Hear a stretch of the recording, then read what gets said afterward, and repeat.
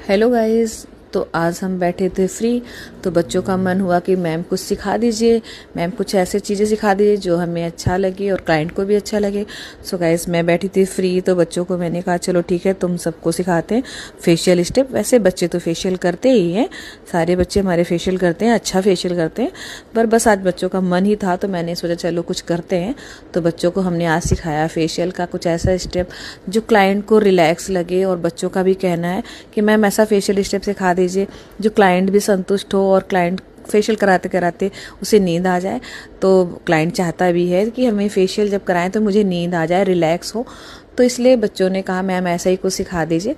तो हम लोग बैठे थे फ्री, तो मैंने कहा चलो ठीक है सिखा देते हैं। तो मेरा सिखाने का तरीका आप सबको कैसे लगा, सो आप कमेंट बॉक्स में ज़रूर बताइएगा। Thank you.